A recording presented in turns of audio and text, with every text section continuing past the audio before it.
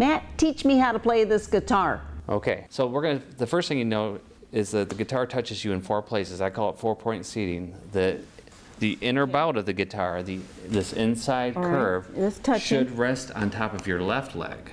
Oh. And we want the guitar to be up much higher, so I need you to scooch all the way to the edge of your seat. Oh, okay. Yes, and then put your left foot up on the footstool. Goodness gracious, I'm getting my exercise. Then your inner bout of the guitar should rest on top of your left leg. So here? Right. Wow. And the guitar needs to touch you on the top of the left thigh and on the inside of your right thigh. There we go. So it needs to scoot between your legs a little further. Okay. It's because we want this neck to be angled up. Do you see what I mean?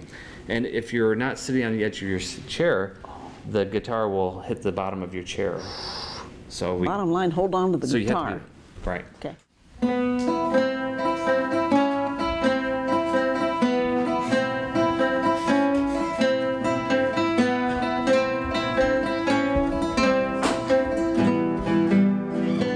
Matt, many hats you wear, and most of those hats surround this love of guitar. So take me back to when you first put it on your lap. I was self-taught from 16 to 18, and then I had a mentor come into my life when I was about 18, and he showed me what it was capable of. Why the guitar? It's an underdog of sorts. It's just neat that you can do, I mean, it has a stereotype of being, you know, this accompaniment instrument. You know, people play it with country music or whatever, and I like it. But it's just amazing the things that most people don't know that you can do with it.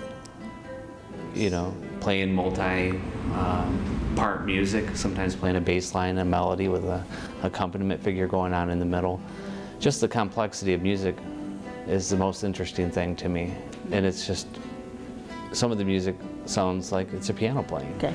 Okay, so now, when you're finding the right hand position, you make like you're gonna karate chop.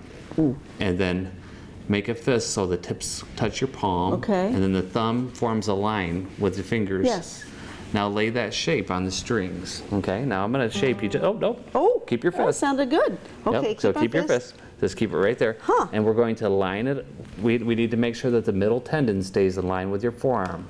And then we're going to rotate just a little bit. Than I thought. And then unfold your fingers and rest them on the first string. Okay.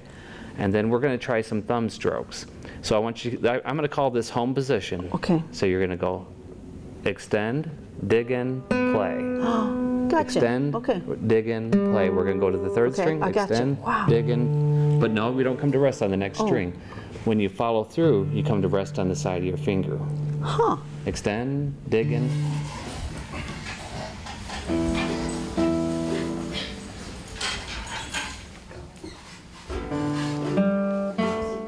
How do your students, obviously they get out of the class learning to play guitar, but is there a camaraderie that you see with like interests and going for the best you can with an instrument?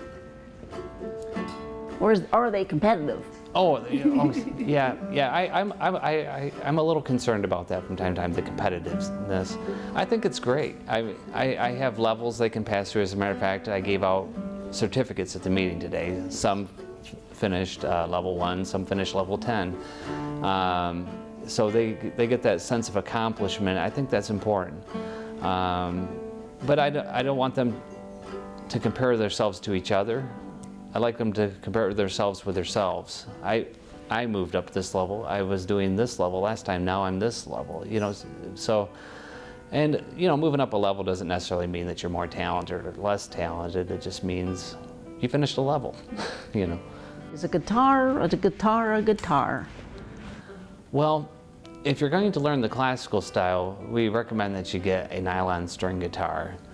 The neck on it is slightly wider, which makes the right hand movements, it makes it a little more forgiving for miscalculations. Yes. Oh, that's putting it nicely. You can, so we have a wider spacing down here, and the neck's a little wider. The strings, some people say, well, you know, you just have those strings, those are easy for beginners to learn on because they don't hurt your fingers when you push them down. But I always tell people I can do this much on a steel string guitar. I can do this much on a nylon string guitar. Okay, where are we starting? Ready, go. Wait, where are you starting? The start of that? Right there. Right there, okay. Phrase. Ready, go.